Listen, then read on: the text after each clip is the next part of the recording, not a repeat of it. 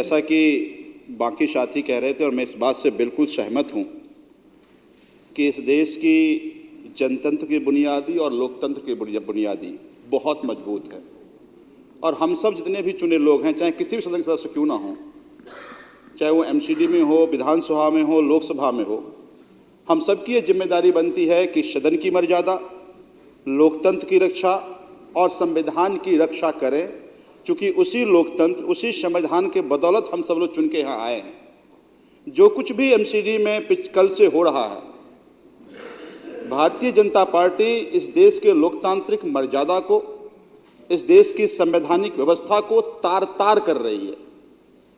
हम तो day one से मानते हैं कि इनको लोकतंत्र में और संविधान में विश्वास नहीं है, लेकिन इस तरह से पावर हो तो उसका नंगा नाच करना मुझे लगता है कि ये ठीक नहीं है।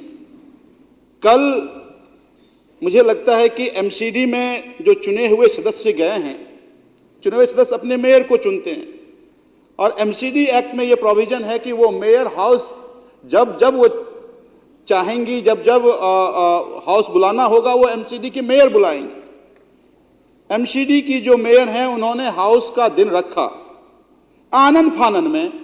पहले तो कहा गया कि 1 बजे रात में हाउस चलेगा, क्या मजाक हो रहा है। और एलजी साहब दिल्ली में नहीं है, वो छुट्टी मनाने के लिए विदेश में, और रात में विदेश से यह आदेश आ जाता है कि कोई बाबू चेयर पे बैठेगा और वो हाउस को चलाएगा। ये बात केवल कोई पक्ष विपक्ष की नहीं है, चाहे हम हो या हमारे विपक्ष के साथी हो, सबको इसी दिल्ली की जनता ने चुन करके भेजा है। और जब आप चुन करके आए हैं तो आपकी भी इतनी ही जिम्मेदारी बनती है कि चेयर की मर्यादा बनी रहे। अगर आज जो कुछ भी एमसीडी में हुआ, कल को अध्यक्ष महोदय ये कहेंगे कि भाई विधानसभा के चेयर पे कोई अधिकारी बैठ जाएगा, परसों कह देंगे लोकसभा के चेयर पे कोई अधिकारी बैठ जाएगा, तो फिर इस देश में बाबूशाही चली तो खत्म हो जाएगा ना। तो आज जो कुकृत्य फिर से इन्होंने किया है, देश के सामने इनका वो तानाशाही वाला जो चेहरा था, वो तानाशाही का चेहरा पूरे देश ने आज देखा है। हम सब लोग इस सदन की मर्यादा को, संवैधानिक व्यवस्था को और लोकतांत्रिक व्यवस्था को अक्षुण्ण रखने की और संरक्षित रखने की जिम्मेदारी है, और इसीलिए हम इसका पुरजोर विरोध करते हैं, हम कड़ी निंदा करते हैं।